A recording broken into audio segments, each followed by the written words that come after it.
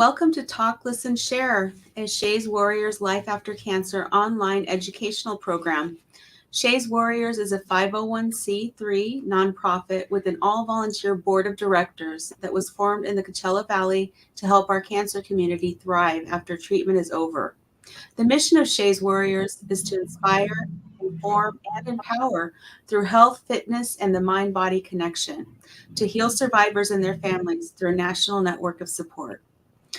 Our Talk, Listen, Share community was formed as part of our online educational outreach to support each other through survivorship and thrivership. TLS is hosted by our committee members every second and fourth Wednesday of the month. Okay, so welcome to Talk, Listen, Share.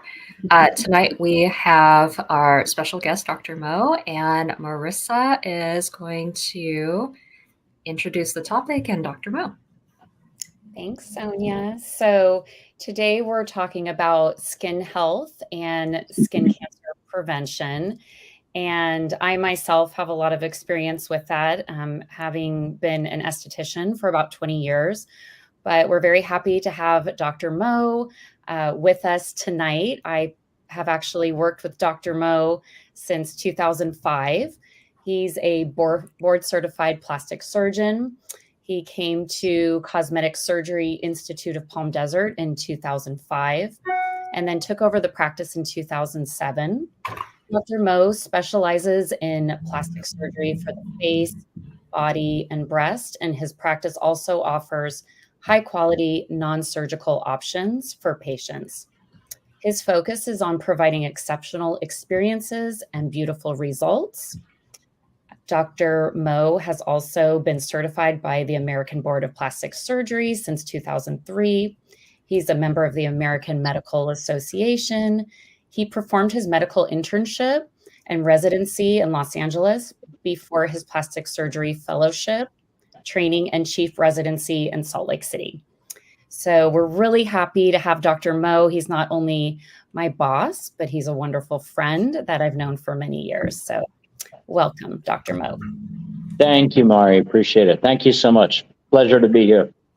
Thank you. So we're just going to jump into some questions that we feel that, are really important right now. And I think will speak to a lot of people, not only cancer survivors, but anyone that just, has either been exposed to skin cancer, or maybe a family member has had melanoma.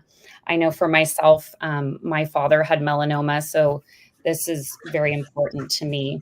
So one of the first questions, we know that there's a lot of skincare products out there, and the clean and non-toxic skincare is a fast-growing industry, but there's a lot of chemical sunscreens out there.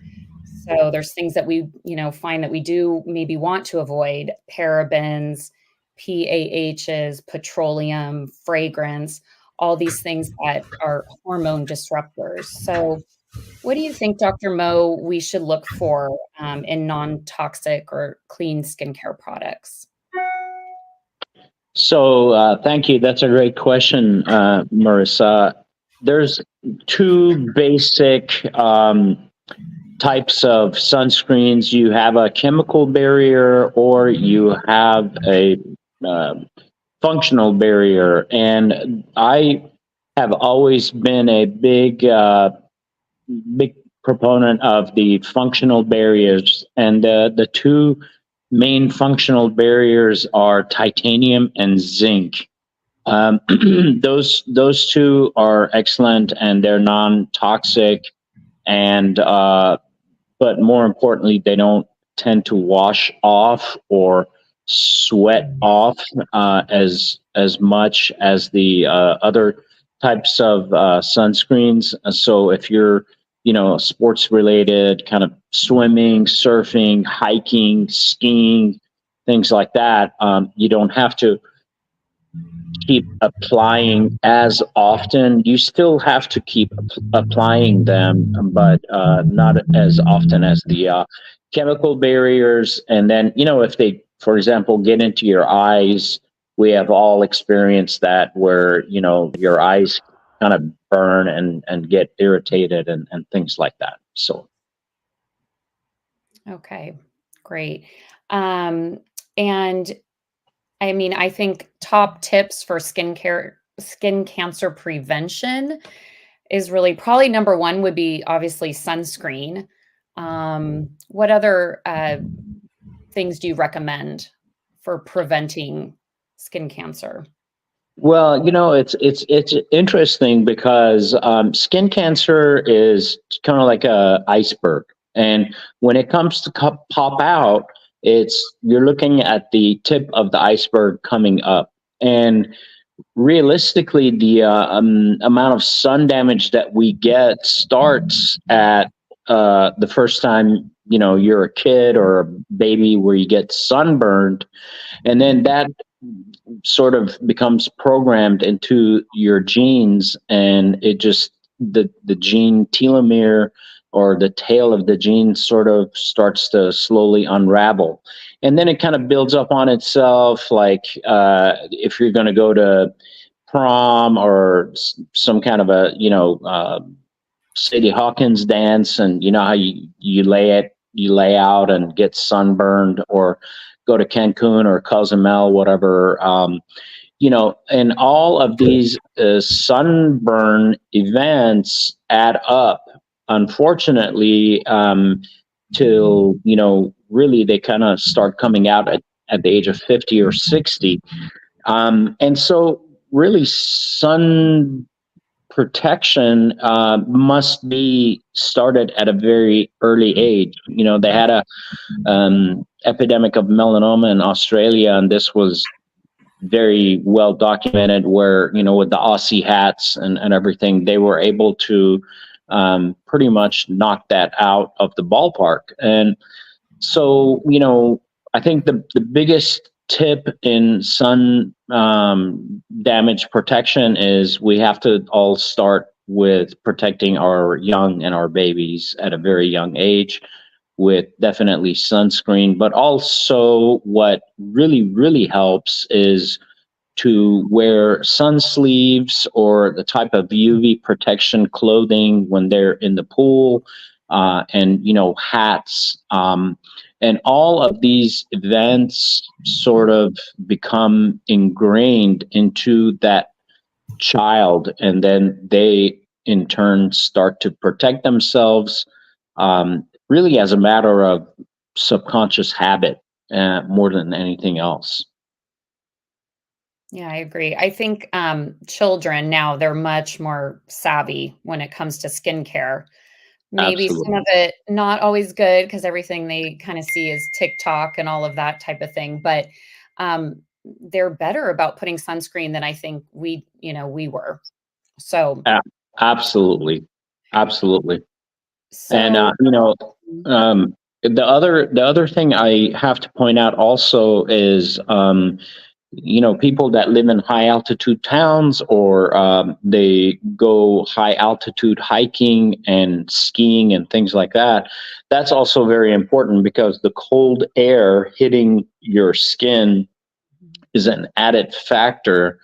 And also even on cloudy days, for example, there's, the ultraviolet rays are that much more amplified, and you really have to be careful. I don't know if any of you have gotten sunburned on a cloudy day. It's almost worse than on a sunny day. So true. Yeah, you can still get sunburn on a cloudy day, or even when you're, in your office, those rays are still coming through windows, in Yep. your car. I often hear that patients say, well, I don't go out, I don't need to wear it, but you're still in the car, you're running a quick errand, you're still getting sun. So Mhm. kind of talking about the burning, how often do you recommend that you should reapply sunscreen if you're out for a long period of time, hiking or skiing, something like that? Well, hopefully, if you're wearing zinc and titanium sunscreens, you can reapply every 4 hours or so. The good thing with zinc and titanium is it's a physical barrier, so you can actually see, what's covered and what's not covered. So let's say the most important areas are your nose and the lower lips, because the sun shines, the ultraviolet rays shine down, or your forehead, and also the crown of the head is very important, where a lot of people don't even think about that, but that's a very important exposed area. So it's just a matter of paying attention once in a while. And ears, yes, absolutely. Oh my gosh, I totally forgot that.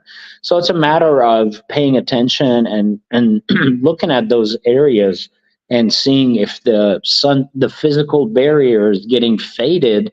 Then it's time to reapply. And it all depends. I mean, if you're out by the pool, then obviously your shoulders may be exposed, and you need to definitely cover your shoulders. One of the biggest problems that I run into is if I, for example, do liposuction on someone or breast reconstruction on them, any of those surfaces that have been operated upon, the skin is very, very sensitive. It stays sensitive for over 1 year. And so I always tell the patients, be careful, because if you step out into the sun just for 5 minutes, you get fried. And I've had patients actually come in after a tummy tuck. They laid out and they got 3rd-degree sunburns on their abdomen. So. Mm.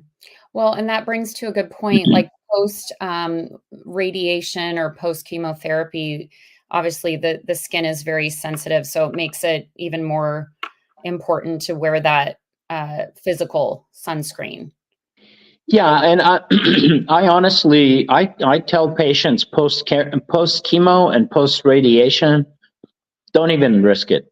Just don't step out into direct sunlight. You're okay to be out under an umbrella, but even if it gets too hot, it starts to bother their skin, and so that's just something that you definitely don't want to risk. The other issue that a lot of people don't account for is if you're going to be out and about in the sun, even, for example, if you have a physical sunscreen on, if you're drinking anything with citrus in it, let's say, even if you're drinking water with a twist of lemon or lime, or obviously like a margarita or anything like that, if you get that lemon or lime, that citrus or vitamin C on your skin, that activates in the sun, and that also will cause a 2nd-degree sun damage. So that's always one thing I tell people is when you're out and about, be careful and always wash your hands, and make sure when you squeeze any kind of citrus in a drink, don't be careful with the splatter. I never knew that. That's interesting. Any favorite sunscreen products that you recommend? Honestly, I don't necessarily want to name brands, but I'll keep it general. I love, obviously, our SkinCeuticals brand of sunscreens. The ones that have titanium in them. The titanium I like better because it's more skin colored. It's got a little bit of tan to it versus uh, zinc that is sort of whitish, and it makes you kind of look faded out or ghostly. I personally, and this is something that women may not relate to this, but men in general, we don't like greasy things all over our hands. And so the sunscreens that I always use are like in the form of a chapstick that I can just kind of bring it out and put it on my nose or put it on my forehead or my cheeks. And those are usually sports sunscreens that you can purchase at any kind of ski shop or surf shop or anything like that. But as long as it's a physical barrier sunscreen, I think you're good to go. Yeah, and there are a lot of sunscreens out there, that you mentioned that have a little bit of color or tint. So, if you're from, post chemo or radiation, and you've got a lot of redness in your skin, that can kind of even out your skin Yep. tone a little bit, Yep. and just make you feel a little bit better and actually help with that redness too. Yep. Absolutely. And we didn't really touch on this, but like sun SPF, there's SPF 100, 58, 48. How do you explain the SPF rating? Because I think sometimes patients think if it's 100, it's great. I can go and be in Hawaii and I only put it on in the morning and I'm good for the whole day. Yeah. That's a really good question. So, it's not a direct correlation. You know how when the graph goes up like this, it's not direct. It's more kind of parabolic. It dies out towards the end. And what you have to realize is sunscreen with a sun protection factor, or SPF, of 30 already gives you 95% protection from ultraviolet rays. So that literally means for 100, like if you got 100 ping pong balls coming down being ultraviolet rays, 95 of those get blocked out, 5 of them will hit you. Okay, so that's SPF 30. You can go up to SPF 50 or SPF 70, but really that only gives you about 3% more. So, I mean, you can reach SPF 90, you can reach 98% protection, but you'll never reach 100% protection. So, I mean, I always tell my patients SPF 30 is enough. Don't, the rest of it is all marketing, is overkill. And it may be that, they charge more for the higher the SPF, but yeah, SPF 30 is about as good as it gets. So. Okay, great. How do you recognize abnormal skin changes, like especially around or near surgical sites when you see your patients?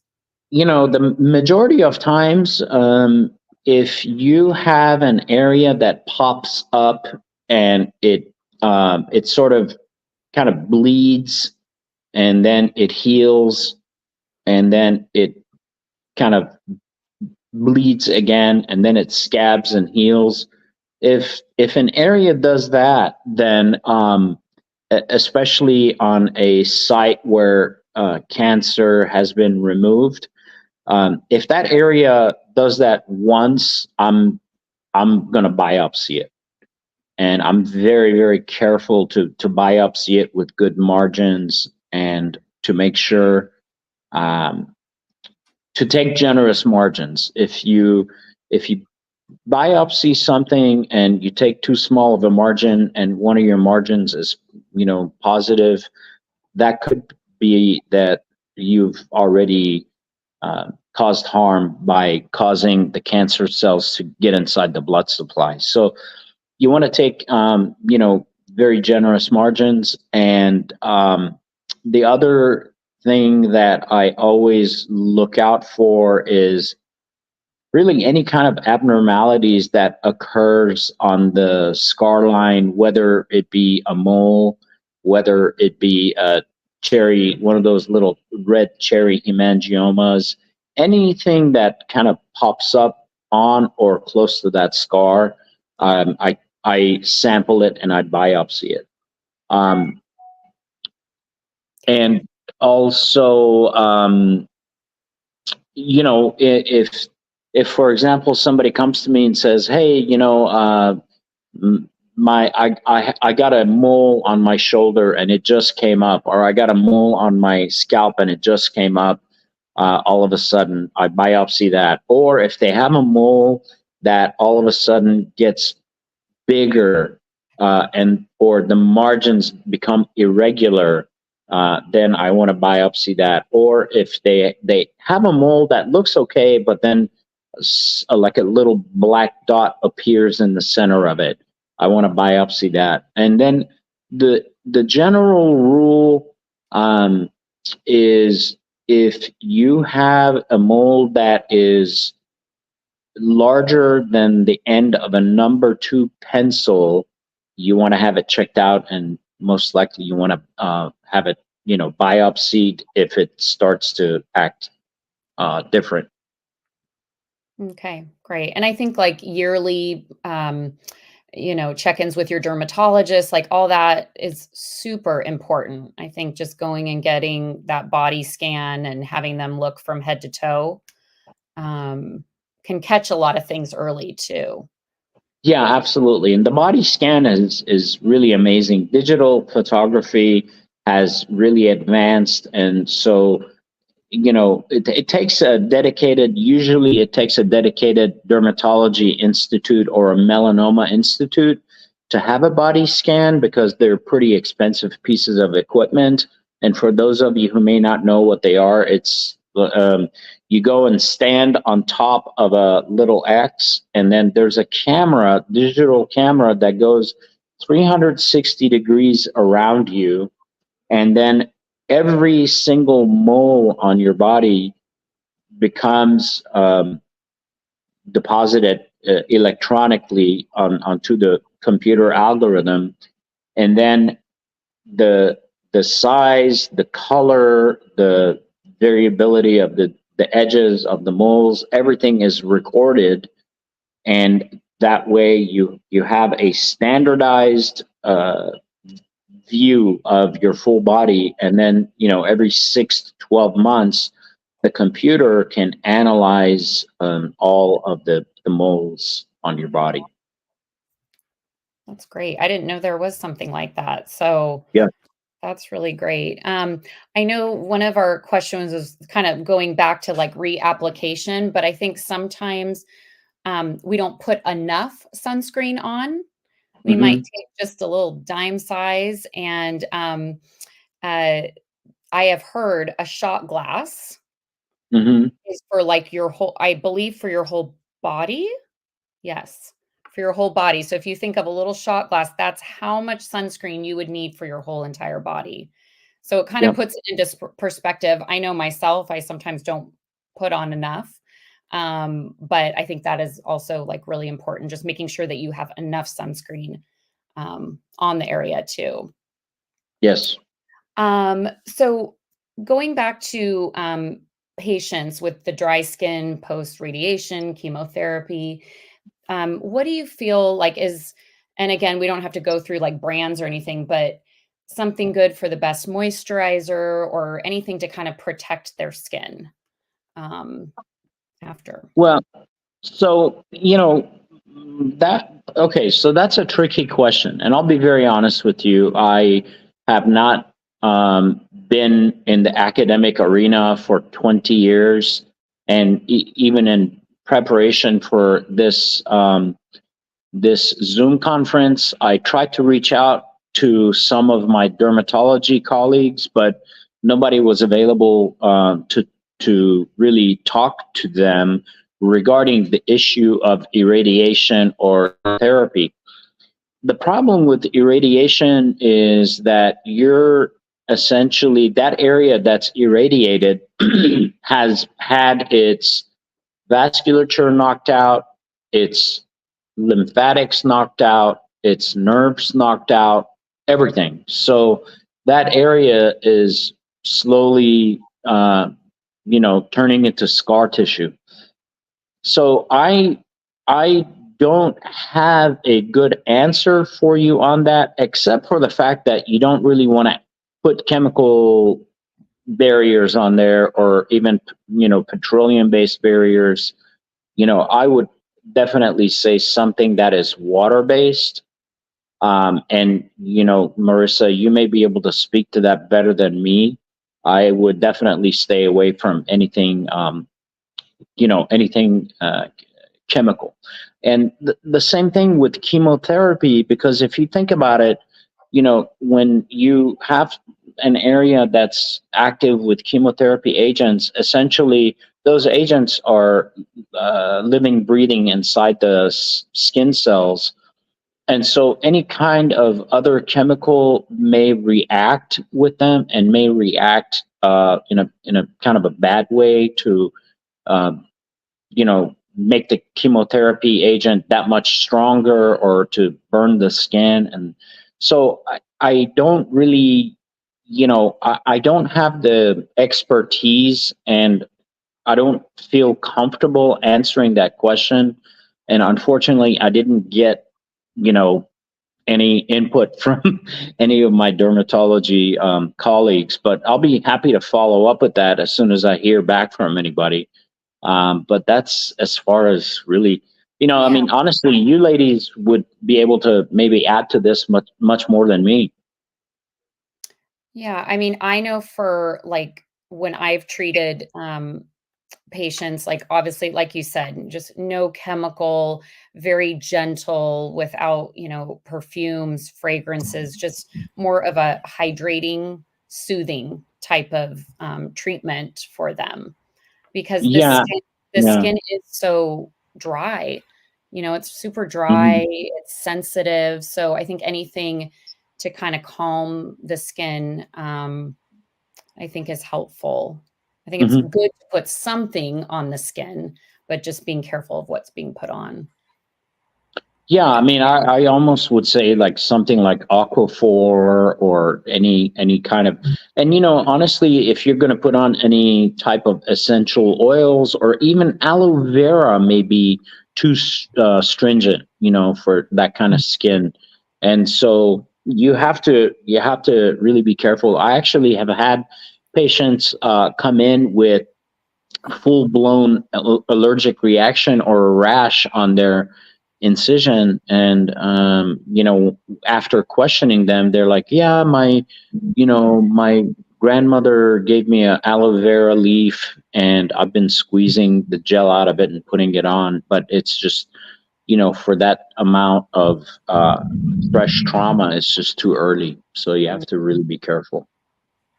Would you say like just, like you were saying that you like the SPF clothing or just having some type of like physical barrier versus something on like something topical on the skin would be better? Absolutely. And even at that, you have to be really careful. You have to wear loose SPF clothing in order to make sure that the seams don't rub. And yes, that's a great idea for sure. Mhm. And then just one more question. The role of vitamin D and niacinamide. Do you have anything to add on that for skin cancer prevention? Yes. So definitely niacinamide and vitamin D are antioxidants, and they're very strong antioxidants. And they will literally keep the cells in our skin, and they will help to protect the collagen that is remaining in our skin. And by the way, starting at the age of 30, we lose 1% of our collagen per year. So, you once you get to the point where you have lost about 30 to 40% of your collagen, that's when you see people, they have thin skin, and if they hit the door or something, they bruise. And so that's where the you know the antioxidants and also the phyto products come into play. And there's a lot of research going on, and so those are so promising. It's really exciting to have things like that coming to fruition within our lifetime. Absolutely. I think that's the thing, is we're so lucky to have, there's so much out there. And so, but thank you for answering all of these questions and sharing your knowledge. This has been really great to have you on. Thank you. And Appreciate it. It's an honor. thank you. All right. So if anybody has any questions that weren't answered tonight, please feel free to post them, put them on our website. We will definitely get back to you. We know that skin care, post-treatment radiation surgery is important to you, as well as those of you that have had skin cancer, from basal cell to squamous cell to melanoma, and obviously melanoma being pretty scary.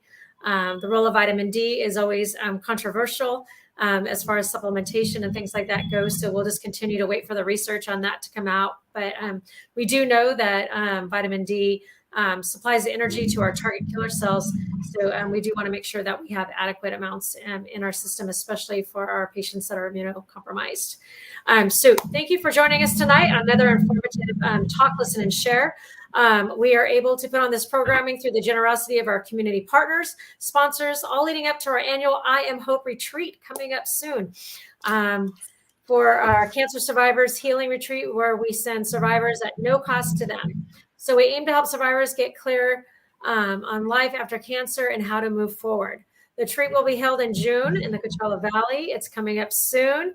We'll have 25 women sharing that experience. So if you like what you're learning, please go to our website and click Give to help support our programming. We'll see you all next month on Talk, Listen, and Share. Thank you again, Dr. Mo, for providing your insight and expertise, and Marissa for putting out all those questions. Thank you. Thank you. Thank Dr. you. Right. It's an honor. Thank you so much. Thank you for joining. Have a good night, everyone. Take care. Take care. Bye-bye. Thank you.